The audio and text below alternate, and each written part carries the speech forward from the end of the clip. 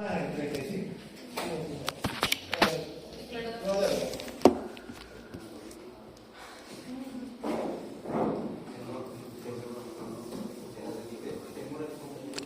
El test de ronda modificado es un test muy importante para evaluar el pronóstico de la enfermedad.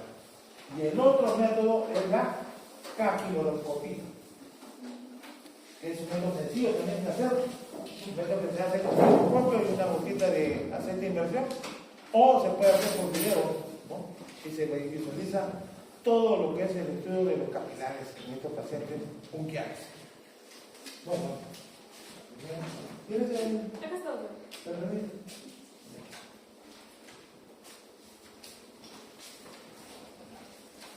Bueno, ese es nuestro escudo. San Marcos. Lo mejor que tenemos.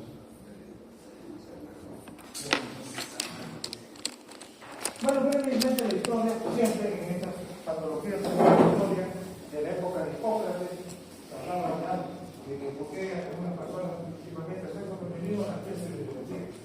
Entonces, ya por los años antes de Cristo, 460, 370, Hipócrates fue uno de los primeros que descubrió este acontecimiento del paciente que tenía engrosamiento de la piel. Corset, en el año 1753, describió la esclerodermia en una mujer joven, 20 años, ahí les voy a poner mi con endurecimiento y engrosamiento de la piel. Quintras, en el año 1847, introdujo el nombre de esclerodermia, entre comillas, de griego esclero duro y dermis piel. Ya el doctor Robert Hash, en el año 1945, le dio el nombre ya de esclerosis sistémica progresiva. Ese fue el nombre que me puso. Actualmente, mejor hablar de esclerodermia.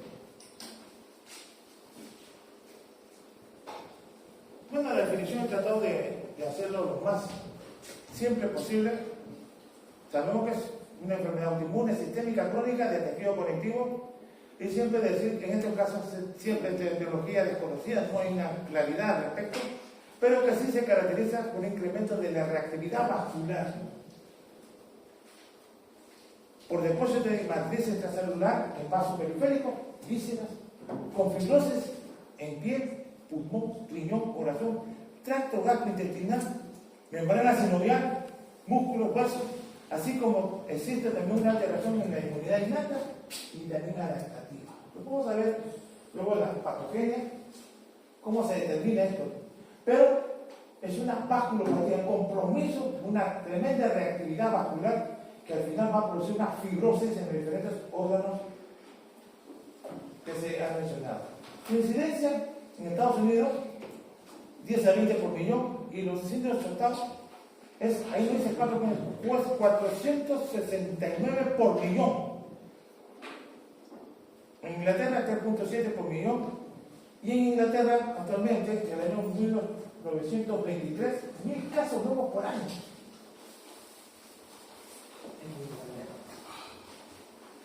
Japón 3.8 por millón, y toda Europa un promedio de 4 a 12 por millón. Su prevalencia en la difusa hay dos tipos de más conocidos, y la otra es la limitada. Ahí te pone localizada, es limitada. Vamos a ver acá. 240 por millón. Y en localizada, 489 por millón. Edad, promedio, 30, mejor dicho, de más de 30 a 50 años. También se ven niños. Hemos tenido he visto aquí, en este hospital, 2 casos de niños o de personas jóvenes de 14 años, 15, con esclerodermia, con necrosis vital de los dedos de la mano.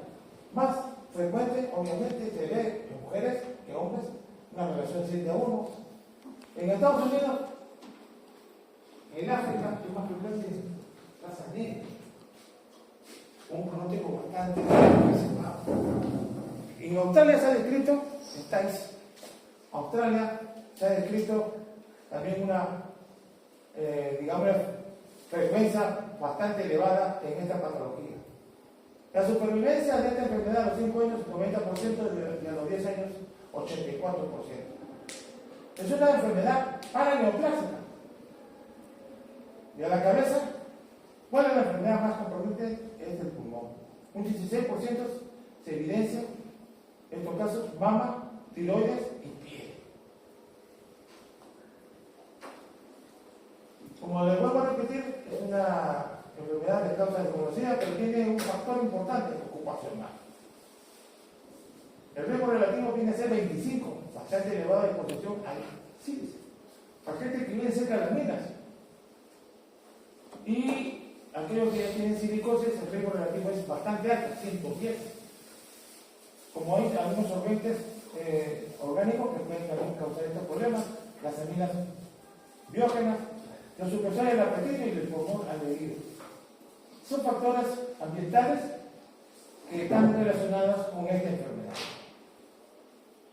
Su etiología, reitero, que es desconocida, pero hay cuadros o enfermedades que son fibrosantes y relacionadas con el cloruro polivinilo, la bleosina, el L-triptofano, el aceite de oliva, resina, y también procesos virales, parvovirus P19, citomegalovirus, el pylori también es un factor importante para este tipo de enfermedades. Aquellos pacientes que tienen fenómeno de Raynaud temprano y pueden demostrarse que también es un factor que influye. El factor genético, acá se le he puesto, voy a tratar de ampliarlo porque no estaba descrito, pero ahí está relacionado con el antígeno HLA-DQ. B1 es al revés, no es 1B, B1.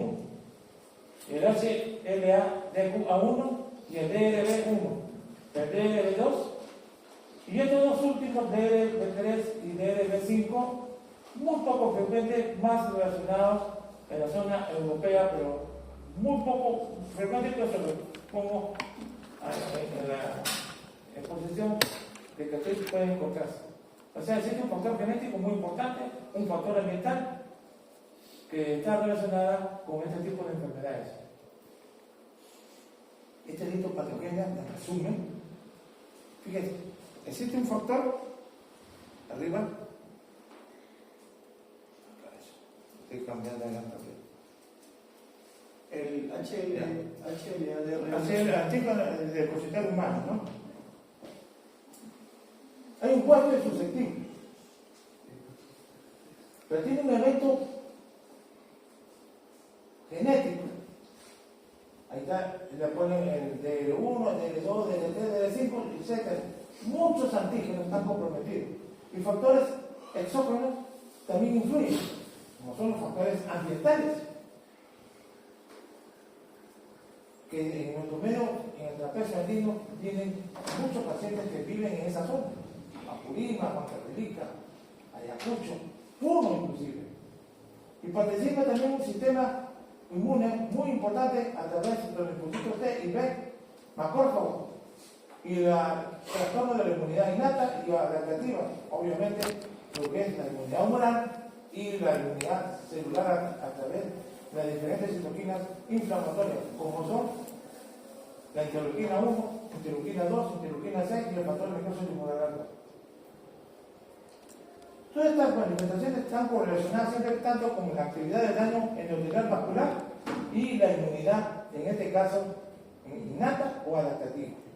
Las dos siempre paran correlacionadas ahí. Y al final, ¿qué va a pasar? Activan a los fibroblastos. Se incrementan los fibroblastos. Y van a producir daño a nivel de los vasos pequeños, la vasculopatía y fibrosis. Es la parte terminal de esta enfermedad, comprometiendo piel, pulmón, riñón, corazón, gastro, etc. Lo más importante. O sea, esta es una enfermedad que produce fibrosis. A diferencia de lo que es en lupus y artritis reumatoide, que puede producir también compromisos de estas zonas, por el cuerpo anterior que produce esa seriedad. Este es diferente, por fibrosis. Produce una vasculopatía y una oclusión de los vasos.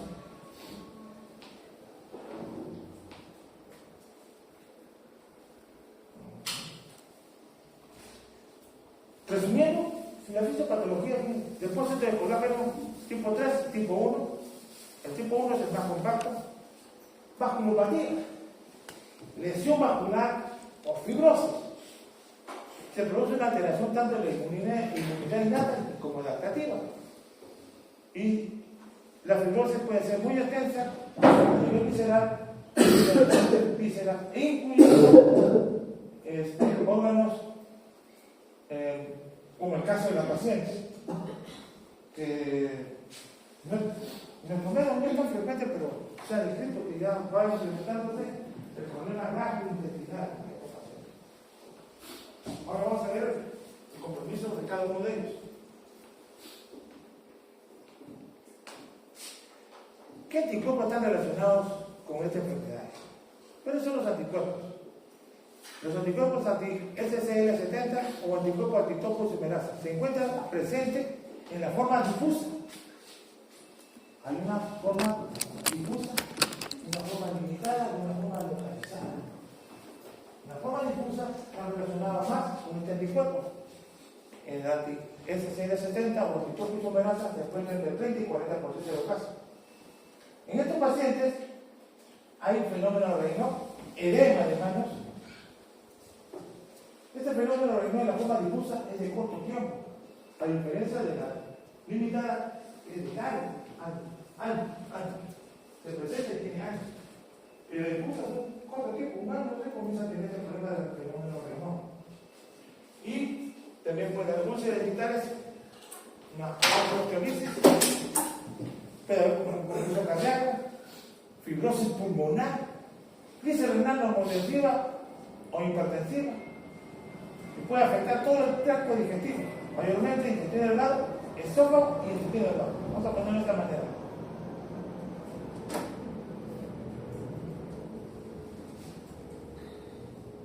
Doctor, menciona que el anti-SCL50 es igual que la anti-topoisomerasa, ¿no?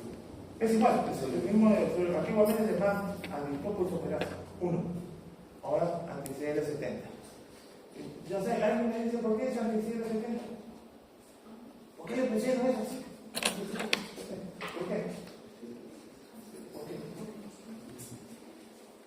A ver, yo le repetí de la parte, a ver, por supuesto, molecular, 70, ¿ya? En otro, ectoderma y anticuerpos, tenemos la anti-RNA polimerasa 3, 1 y 3, más el 3, compromete más, en estos casos, el problema cutáneo muy grave. Estos pacientes llegan en contractura y aquí sí hay crisis renal severa en estos pacientes. Fibrosis pulmonar, eso sí no es muy grave, pero sí se presenta artralgia, tendinitis, edema de brazos y piernas. Hay una ectasia vascular antral, se llama el estómago en cuartermelón o en sangría. Estos pacientes, cuando meten la ectasia, se pueden romper y pueden producir severa y pueden causar la muerte, inclusive a nivel intestinal pueden perforarse con gran pronóstico también bastante reservado. Es más riesgo de hacer cáncer con este tipo de anticuerpos relacionados al cáncer de mama y pulmón. El anti-RNA polimerasa 3. Y uno también, pero el 3 es el más frecuente en estos casos. Mecanismo de fibrosis cutánea, ya se lo he mencionado. Hay factores de crecimiento, obviamente, una de ellas es el factor de crecimiento beta, el factor de crecimiento derivado de plaquetas, y las interleuquinas inflamatorias 1, 2, 6 y el factor de necrosis tumoral alfa. El otro factor de crecimiento derivado del endotelio también participa en esto, y las moléculas de adhesión, el UCAM, el ICAM y la selectina. Esos son los más frecuentes. Otro factor importante es la participación de la endotelina 1. Y un factor de crecimiento del tejido conectivo que lo mencionan los japoneses.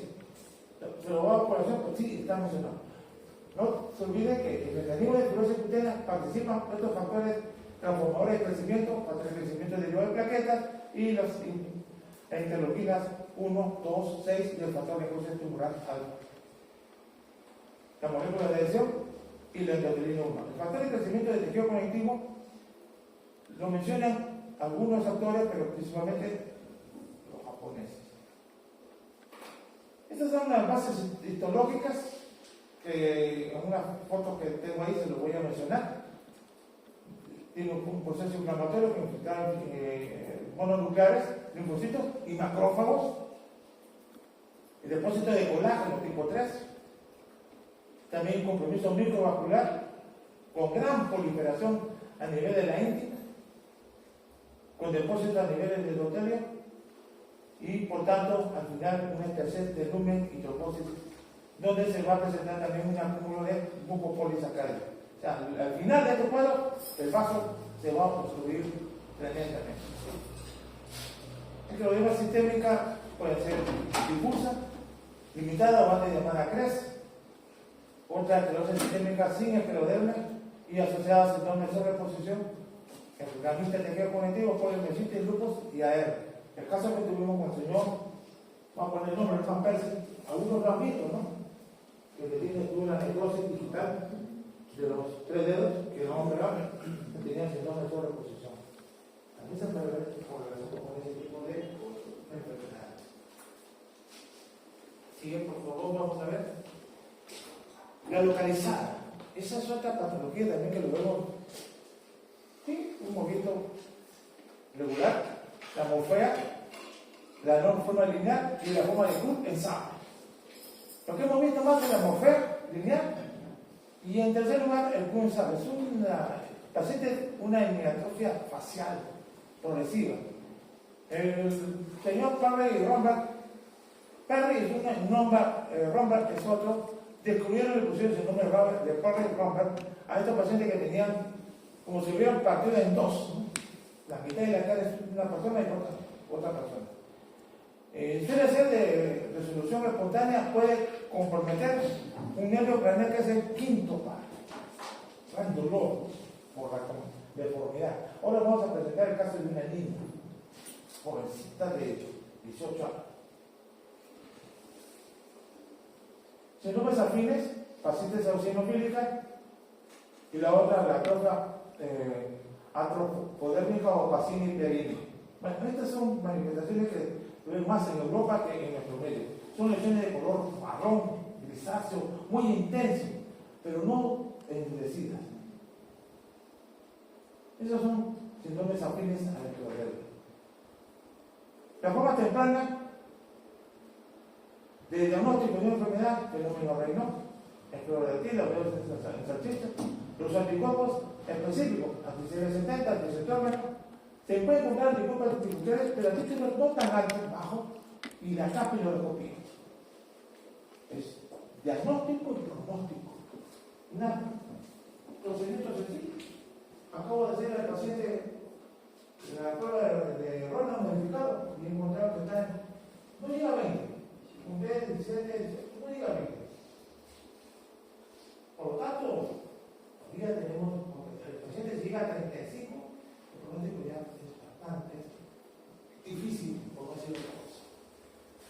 Capiloroscopía, y se requiere por lo menos 2 CT o 3 de esos 6 para decir que es forma temprana de presentación de esclerodermia. Estos son los actuales criterios de clasificación de un EULAR y ACR de 2013. Tiene una sensibilidad del 91% y una especificidad del 92%. Miren acá, el primer punto importante aquí es el desplazamiento de la piel, dedos, manos, proximal a metacarpo. 9 puntos. Con eso es suficiente. Tener 9 puntos clasifica esta enfermedad como esclerodermia. Este paciente, sí, se nota claramente en la cara, ¿no? Frente, cara, tórax, después tenemos los dedos de la mano, el antebrazo, brazo. En la parte del abdomen, parte de abajo, menos tumor, yo le pondría 2. Muslo también 2, pero en la pierna y pie, 1. ¿De acuerdo? Como está el envejecido de la piel. El desplazamiento de la piel de los dedos, se ponen dedos y salchichas, son dedos como si fuera una salchicha, un charazo. Y puede haber también engrosamiento de la punta de los dedos, unas úlceras, 2 puntos, cicatrices deprimidas en la punta de los dedos, 3 puntos, esclerodactilia distal a metacarpa falángica, 4 puntos, telangiectasias. En cara, en cualquier órgano, 2 puntos, alteración de la capiloscopía, 2 puntos, hipertensión pulmonar, 2 puntos, fenómeno renal, 3 puntos. Los anticuerpos anti-CL70 y anticentómetro y anti-RNP, 3 puntos. Esos son los puntajes que se han determinado para poder clasificar esta enfermedad. Tiene una sensibilidad de 91 y una especificidad de 92, bastante alta, pero para clasificar la enfermedad debe tener 9 puntos. Suficiente con ver el engrosamiento de la piel, de los dedos, de las manos, en la nivel proximal de los metacarpos. Es necesario ese detalle. Estas son ya la capiloscopía y sus patrones. La microarqueopatía puede ser precoz, la fase activa y la fase tardía. Miren lo que dice la primera. Precoz, arquitectura capilar conservada. Ahora van a ver algunas fotos. Siempre les he hecho un día la estructura son de esta forma, ¿no? Así, ondulantes, determinadas, lisas, sin ningún tipo de alteraciones, tanto en su tamaño ni en su morfología, digamos, su estructura de deformidad de la pared de los capilares. Se encuentran pocos capilares gigantes, menos de 4 milímetros, microhemorragia puede haber sin pérdida de estructura capilares evidente. En la fase activa, allá se siente una ligera desorganización capilar, numerosos capilares gigantes, esos son megacapilares, y una microhemorragia. Pérdida de capilar moderado o pocos capilares ramificados. Es la fase activa. En la fase tardía ya hay un deterioro severo de la arquitectura del capilar. O puede estar ausente. Puede haber capilares gigantes, microhemorragia, pérdida de capilares significativamente. No vas a encontrar, a veces encuentras ninguno, a veces uno por ahí. Y numerosos capilares ramificados con neogénesis. Dame a entender un capilares que son totalmente deformados en su configuración, escasos, o no se encuentra nada, con puntos hemorrágicos inclusive. Esa es ya la fase tardía de la capilaroscopía. Vamos a ver. ¿Ven ustedes ahí? Normal, la que está en el lado izquierdo. ¿No? Normalmente, así está normales, sin áreas avasculares, acá, leve, 1 o 2 por campo, por acá no lo aquí, 1, hay 2, moderado, más de 2 por campo, entonces no lo veo bien, acá, 1, 2, no hay más, severo, áreas avasculares, no hay ninguna, esto es severo. Y estos pacientes, cuando ustedes vean este caso severo, pronóstico mal. Y si tiene una ronda modificada por encima del 35, el paciente tiene un pronóstico de mortalidad bastante elevada en los primeros 5 años. Hay otros, dilatación leve, moderada y severa de los megacapilares. Vamos a ver acá, en el dilatación capilar, vamos a ver sobre dilataciones capilares. Ya. Bueno, ustedes ven acá, dilatados capilares, acá hay dilataciones capilares, acá mucho más notorios capilares, noten acá, y acá con mucho más énfasis. Es decir, es cierta deformidad en su morfología. Megacapilares son estas que están acá, plantados. Y eso se puede ver en la fase activa de la ectodermis. Y eso solamente con un microscopio, una bolita de aceite de acero, sencillo de hacer. Pero es un dato que es otro. Ahí se pone ya con cuadros hemorrágicos. Ven ustedes acá, en el primero, puntos hemorrágicos, dilatación con ramificaciones. Mira, acá hay una acá, si no por acá, como un helecho, acá también, ¿no? Dilatación tubertosa, acá una está dilatada, tubertosa, acá también, acá sí, es así, también es otra. Pérdida, aquí hay un capilar dilatado y acá hay amargo. Acá hay dilatación. Pérdida de las ramificaciones, que acá ya no ves, más están dilatados los capilares. Y acá, capilar dilatado, y acá ya no hay. Hay tubertosidad, se nota acá, pero están dilatados. Entonces, esa característica podemos ver una capiloscopía. Y de acuerdo a lo que ya he mencionado, puede ser precoz, antiguo o tardío. ¿Ya?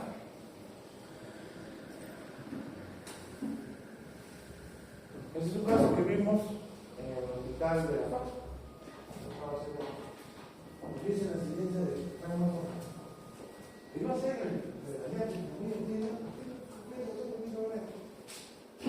secretaria, no sé lo que me dijo. Y ya a las 8 de la mañana, voy a ganar un concurso. Yo de los 4 que ingresamos, no compré en segundo lugar. El primero lo ocupó, Sedán, Oca.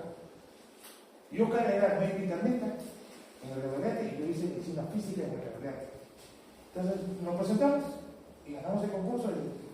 Y la secretaria nos dice: a las 12 del día va a haber la repartición de la plaza. Si ya a las 8 de la mañana, 4 horas. ¿Qué hacemos aquí en San Fernando? Vamos a mi casa. Fuimos el grupo, contentos, que no se ingresaba. Entonces yo le dije: Oscar, ¿tú a dónde te vas? A la menada, yo me voy a la. Así fue. Llegamos. Aquí le llegamos 11:15. Cuando estoy llegando a la puerta de hotel Paraguay, veo que sale con llega por ahí un colega. Oye, está compartiendo. A correr, hemos llegado y estaba allá en inmunología. ¿Qué pasó, nena? Doctor, tranquilo, ya tengo aquí la cobertura. No solamente yo, como. Y entonces, después me he quedado. Yo digo: me voy a preguntar. No, yo estaba ocupado. ¿Por qué? Ya me había ocupado mi lugar, era que estaba en el tercer lugar. Y por esa razón, no me quejo, pero sí tuve la oportunidad de conocer muchas cosas. Y una de ellas fue esta cosa. Tuve un gran profesor que es el doctor Juan Angulo, su hermano, que sí me orientó bastante en ese sentido. En verdad no me quejo. Me hubiera gustado estar en el regreso porque mi primera mejor especialidad o posgrado lo hice ahí. Mi hermano lo hice ahí, mi posgrado de primero también, y quería hacer mi reumatología también ahí. Pero conocimos este caso, este jovencito que venía de provincia, una escleroderma localizada de forma lineal. Ahí, no que no tiene en el antebrazo, en el brazo mejor dicho. Otro caso, paciente también, una escleroderma localizada, forma lineal. Este es buen pronóstico. Esta es la niña que yo le digo, una adolescente temprana, en CROP, de sábado, una adolescente de 18 años, de inicio de los signos, hace un año atrás, mostrando una despigmentación y atrofia por encima de la frente en el lado derecho. Entonces comenzó y esto se llama síndrome de Parker-Lambert, una metamorfosis progresiva. ¿Ha visto? Ese cambio camino, que es, se notó. Atrofia temprana facial.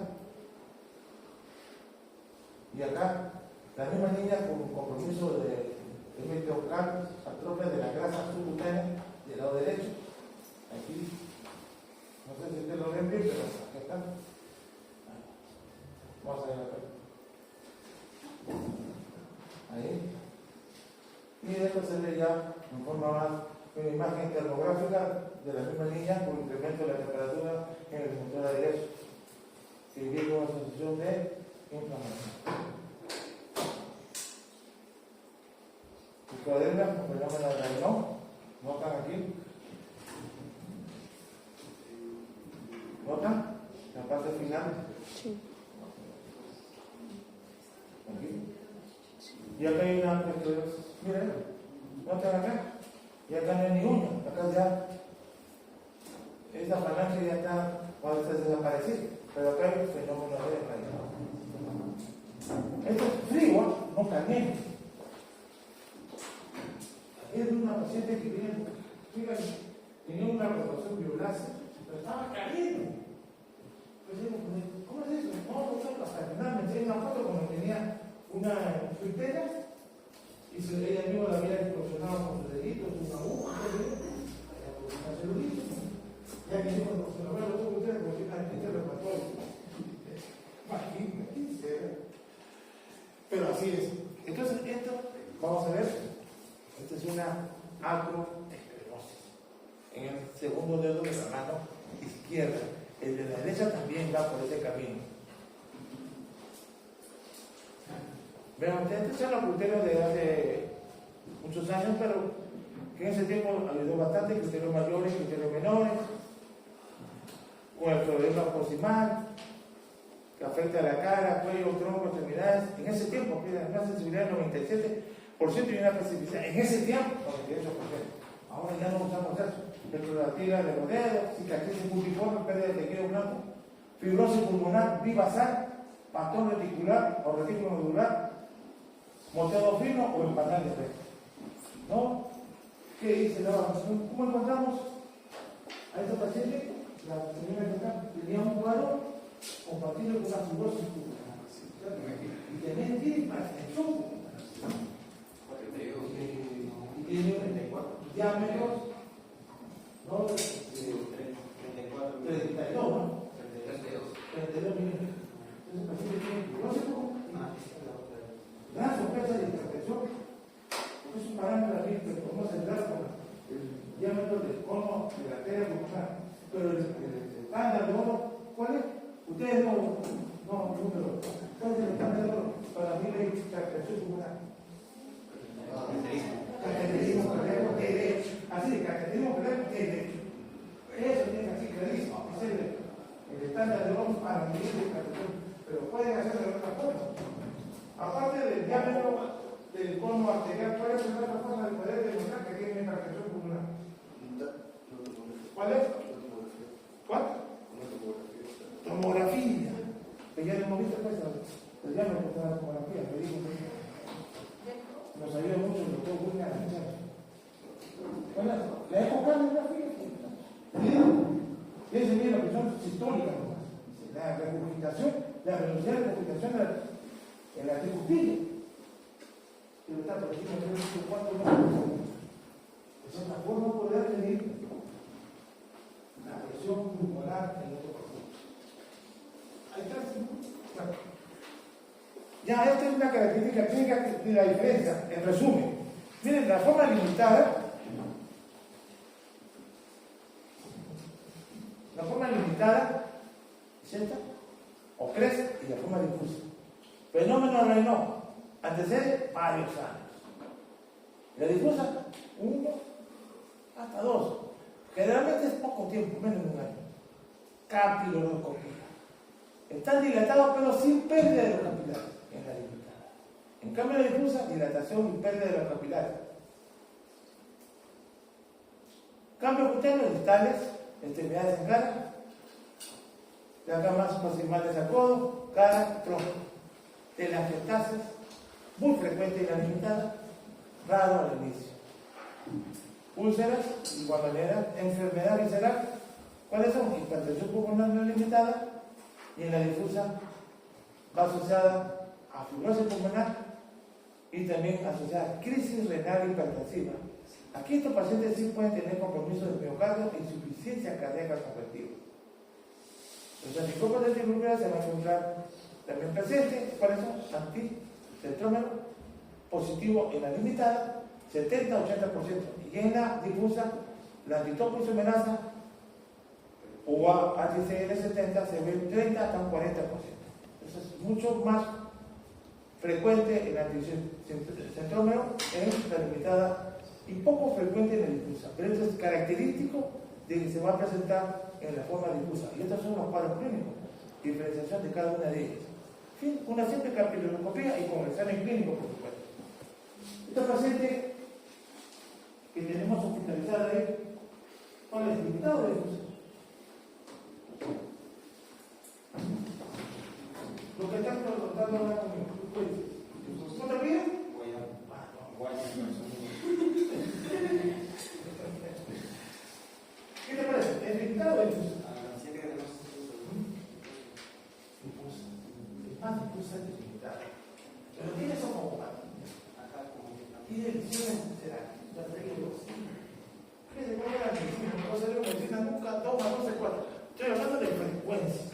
es lo que se presenta más.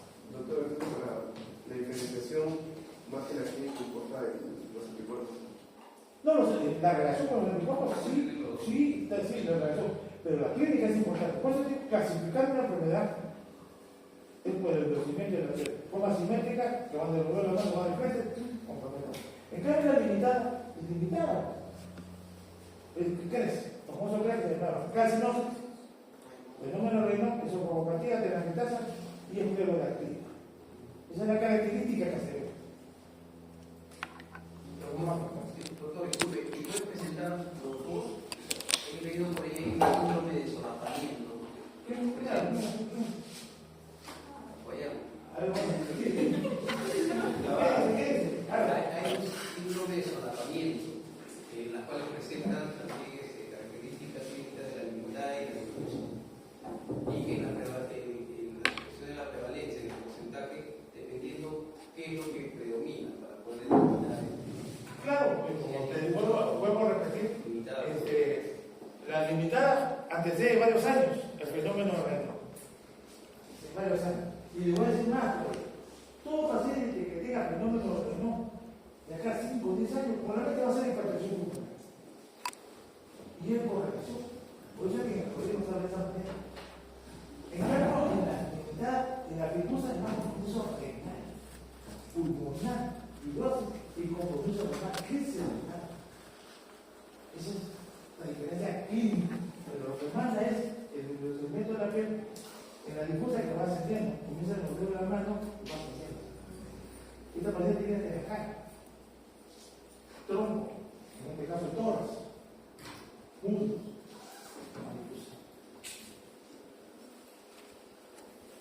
Esta es la vasculopatía clínica, renal, úlcera epitalia, hipertensión pulmonar, crisis renal y la miocardopatía asociada a un renal coronario.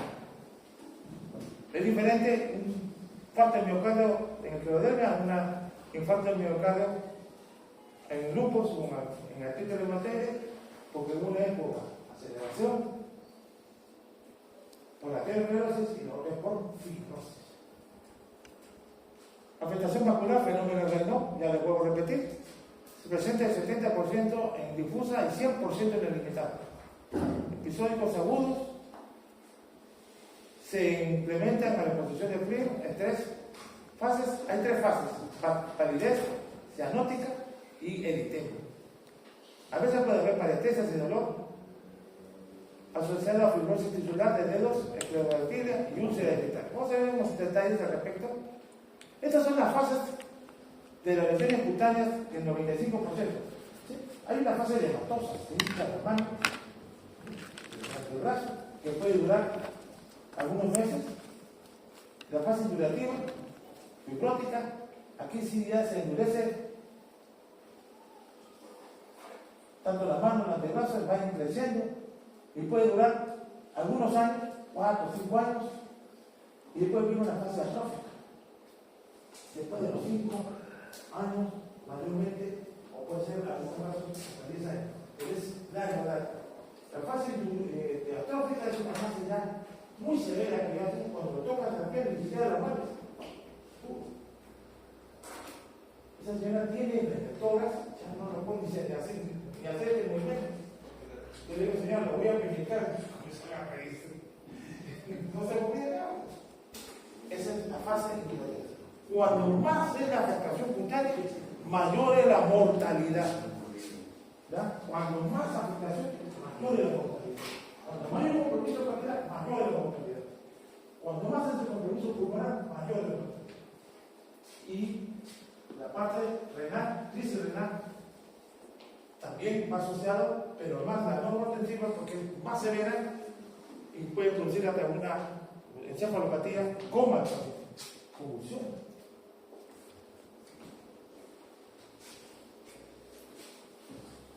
El índice lo hemos modificado brevemente, método muy importante, semi-cuantitativo. Y se palpan 17 regiones o áreas del cuerpo con una escala que va de 0 a 3 y un mejor máximo de 51 puntos. Este método es muy útil para valorar el pronóstico de la enfermedad. Entonces, vamos a ver Y yo le pongo el Ronald modificado más de 35, en comparación con Ronald menos 35, tuvieron una mortalidad acumulada significativa 37 frente a 21. O sea, el que tiene más de 35, la mortalidad se incrementa. Es una publicación hecha en Artista Reumatismo del año 2007. Ahí están los autores. En el Ronald modificado, la evaluación son 17 cara, tórax, anterior, abdomen, anterior, y 7 sitios bilaterales con el brazo, ambos, antebrazo, dorso de las manos, los dedos, muslos, piernas y dorso del pie. Evalué hasta las piernas, no si el dorso, porque cuando vi la pierna, estaba aparentemente casi normal. Una paciente que estaba interesada. Sí, podía ser el pie casi normal. Después, el escala se evaluará pues, de 0 a 3, como ya lo puedo repetir. Y acá dice, la suma tiene un rango de 0 a 51 y una puntuación mayor del grado de engrosamiento. El score mayor de 20, mayor de crisis renal y cardíaca. La señora está alrededor de 20. El score de 15, mayor de 15, 40% de supervivencia a los 6 años. Es un dato estadístico. El score menos de 15, 73% de supervivencia a los 6 años. La señora va por ese camino.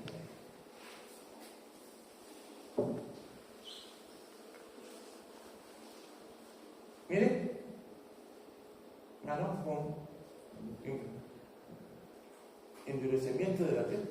La paciente tiene muy parecida, ¿no? Así muy parecida, pero esos puntitos blancos que ustedes ven ahí, las calcinosis. Sí. Calcinosis. Y acá hay un endurecimiento de la piel, y hay pérdida del pliegue, acá también la mano. Acá ya tiene 3 puntos, paciente. 3 puntos acá, 3 puntos acá, 3 puntos acá, y así sumamos. Esta en contractura no puede ser flexión. Los signos cutáneos esclerodermia, amboesclerosis, más luego les voy a enseñar qué significa. Ya han visto ustedes una foto anteriormente. Hiperpigmentación o hipopigmentación de la angiostasis en manos, cara, labios, lengua. Calcinosis no es muy frecuente en el adulto, más bien más frecuente en el niño. Y son precipitaciones de microcristales de hidroxiapatita. Hay una carga expresiva, la nariz afilada, labios delgados. Microstomía, dificultad para abrir la boca. El paciente tiene eso. Porque yo al señor Percy tampoco tendría dificultad para abrir la boca. Microstomía. Linda fibrosis, se la dejó pésima. No podía. Y la señora que tiene. Y tiene su lengua seca. Dentadura pésima. Se llama shock. Mucosa seca y se va a comer. Y no tiene evaluación, me lo pregunté, nunca lo vimos. Entonces hay que vea, pero no. Puede ser que se produce una queratitis ulcerativa, se infecta, pierde el ojo, o puede producir una escleromalacia, se perfora, pierde el ojo. Esos son los problemas que tienen los fenómenos de choque.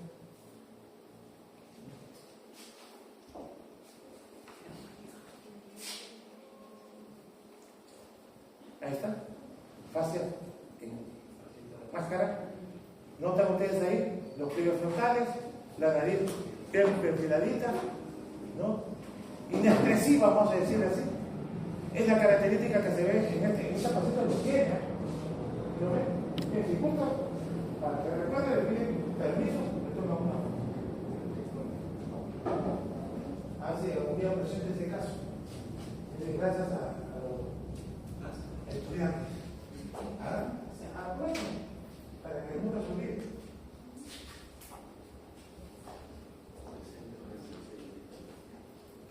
Ahí está, lo que le dije, la esclerosis típica, el closet de la mordedura, ahí se ve, en esta zona.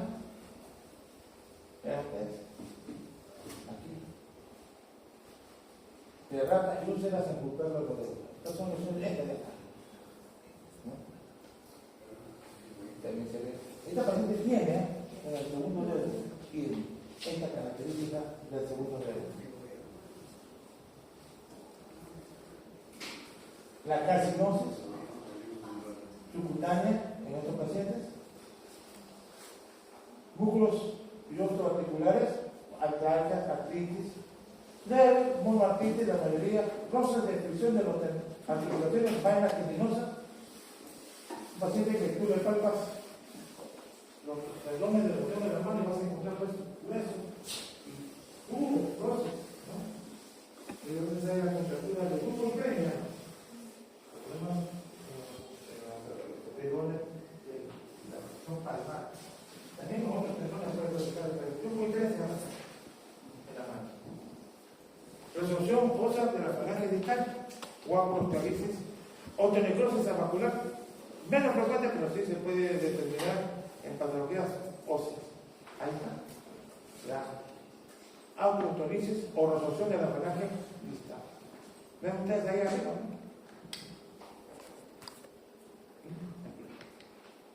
Es una característica que se puede ver en estos pacientes. A diferencia de la espondila, lo que es la artritis psoriásica, se ve en forma de un lápiz, digamos. Después vamos a ver ese detalle. Compromiso pulmonar, puede haber derrame pleural con pleuritis, fibrosis intersticial, enfermedad pulmonar intersticial, un 70% mayor en la difusa. El paciente tiene dificultad respiratoria, disnea progresiva con el esfuerzo, que se incrementa en poco tiempo. Puede haber tos, fatiga, supréptitos secos y basales. El paciente tiene supréptitos. Los alumnos lo preguntaron, se encontraron que tenía supréptitos y basales. Con compromiso pulmonar y lo confirmamos con la tomografía computarizada. La capacidad de obtención de monóxido de carbono muy disminuida. La hipertensión pulmonar, 70% en la limitada y 10% en la difusa. Miren, en la difusa también puede tener hipertensión pulmonar. Como tiene esta paciente, tiene hipertensión pulmonar. Tiene difusa. Es una característica más en la limitada la hipertensión pulmonar. El 90% cursan con fenómeno Raynaud más la limitada. Puede haber neumotoras por fibrosis alveolar o quistes subpleurales. Nosotros hemos tenido 2 casos de pacientes que llegaban a la emergencia con gran dificultad y tenían neumotoras. Quistes subpleurales, rompían, se hace una neumotora. Que le sacar el aire ahí. Una paciente, que lamentablemente falleció hace unos años, bajó como 30, ¿qué más? 40 kilos.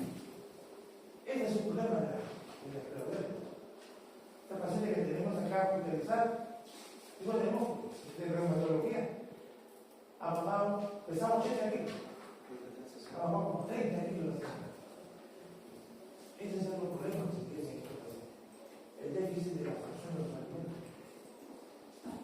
Con el procedimiento y los procesos a nivel de la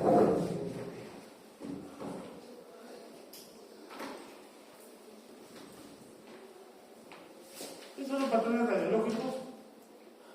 Solamente lo voy a mencionar, pero les voy a dar unas fotos ahí. El más frecuente, NINE. ¿Ves? Ni estudia ni trabaja más en NINE. Neumonía intersticial no específica, es el más frecuente. El mejor pronóstico.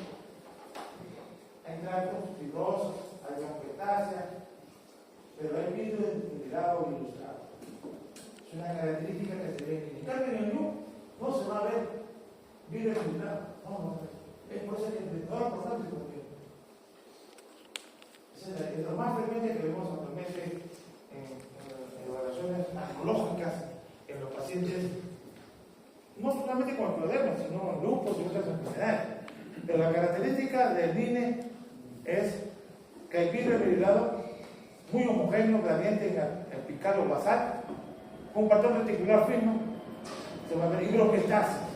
El NIU es un poco menos frecuente y infiltrados basales, subpleurales. No hay virus infiltrado. ¿Puede haber orquestasia? Sí. Y la otra característica que se ve en el NIU, panal de arena. Ahí le ponen uno en panal nada más, ¿no? Y este paciente sí tenía panal. ¿Qué había pasado? ¿Qué te pusieron? Vamos a ver. Esta es una placa de tórax y donde se ve en la parte basal compromiso de fibrosis, tracto fibroso, bibasales, está predominando del lado izquierdo. El corazón, aparentemente un poco aumentado de tamaño. Y el cono de la arteria pulmonar también está prominente, ahí se evidencia. Esta es otra radiografía de tórax, nos hace un poco más, digamos, complicada, patrón alveolar intersticial, micronodular. ¿Dónde están los micronodulares? Vamos a ver. Micronodulares. Acá un poquito, acá también. A predominio basal. ¿Qué pone basal? Eso se puede ver también en estas enfermedades con compromiso pulmonar que rodean. También podemos verlo en lupus. Esta es otra parte de tomografía. Patrón reticular. Vamos a ver. Acá, patrón reticular. Y acá ese engrosamiento que ven ustedes ahí, engrosamiento interlobular. Y este de acá es vidrio dilutado. Este de acá es vidrio dilutado. Aquí ya se ve un segmento posterior, un poco de engrosamiento interlobular acá. Pero es máximo, toca aquí. ¿No se ve? Esto es interlobular. Vidrio dilutado, el centro, todo esto de acá es vidrio dilutado, todo esto es vidrio dilutado. ¿Eso qué significa vidrio dilutado? ¿Qué significa? Desde el punto de vista clínico, ¿qué significa? Angiolitis. Es por eso que si yo le pulseo con mi tiempo, eso va a ser por eso. Pero si tiene fibrosis, ya no lo va a hacer. Si tiene fibrosis, va a ser tipo de niña y me pongo más y perfecto.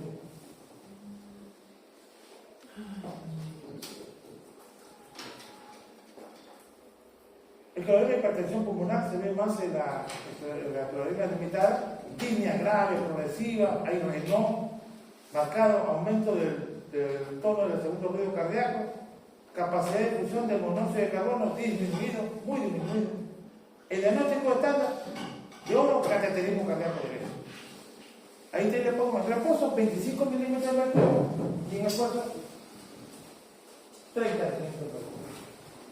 Un cociente de capacidad vital forzada y el tempo es de 1 punto o mayor de 0.8.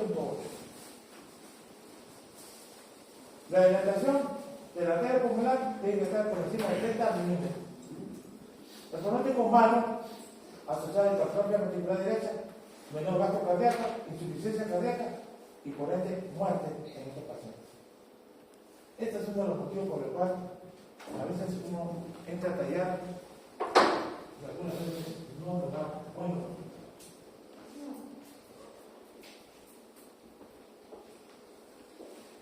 El tiempo de evolución de la enfermedad, aquí hay una publicación hecha en el 2003, Kennedy, publicada en la revista Annals of Hematology, tiempo de evolución de la enfermedad. Pacientes sin tratamiento con hipertensión pulmonar en el primero, segundo y quinto año es del 55%, 40% y el 10%. Vean ustedes, si el paciente sin tratamiento, miren la mortalidad. El grado de hipertensión es un estudio prospectivo de 749 pacientes, el 12% con hipertensión pulmonar, la supervivencia a los 3 años fue. Si la hipertensión pulmonar es medio 32 milímetros de mercurio, 75% de supervivencia. La hipertensión pulmonar de 32 y 44 milímetros de mercurio, 61% de supervivencia. Y si la hipertensión es más de 45, 33% de supervivencia. Vean ustedes, a mayor compromiso, mayor hipertensión pulmonar, la supervivencia va a ser menor. Es clarísimo. Eso está demostrado, ¿verdad? Anticuerpos asociados a alto riesgo de cáncer y esclerodermia. Un paciente que yo le comenté tenía cáncer de mama y hay un anticuerpo muy importante que es un ARN polimerasa 3. Mucha relación tiene con este tipo de compromiso de cáncer pulmonar y simpático. Esta paciente tenía de mama y está con mucha relación. Tiene un intervalo más corto de cáncer que los que tienen anti-CL70 o el anticuerpo anticetómico. La positividad del antipolar o polimerasa 3 se asocia más dentro de 2 años de inicio de la enfermedad, con un radio de 5 puntos alto. Es mayor en las edades avanzadas. Esta paciente no tiene tanta edad, 58, no tiene tanta edad avanzada, 58 años. Pero sí tenía cáncer. Poco tiempo de solución. La paciente con este anticuerpo polar 3 o polimerasa limitada tiene mayor riesgo de cáncer de pulmón. Eso es un dato. También puede ser mama, pero es pulmón. Incidencia de cáncer pulmonar. Ahí están todos los factores, 39, 53, 80. Todos estos factores hablaban ya de esta patología asociada a cáncer. Incidencia 6 a 8 por cada 10 personas al año en Estados Unidos. Riesgo relativo 16, hasta el 95% se ve, y un coeficiente de intervalo de confianza 3.4. Neoplasias son de tipo células alveolares y el más frecuente el adenocarcinoma. Cáncer pulmonar. Ya estas son manifestaciones cardíacas, pericarditis, con muchas enfermedades de tejido conectivo, miocarditis,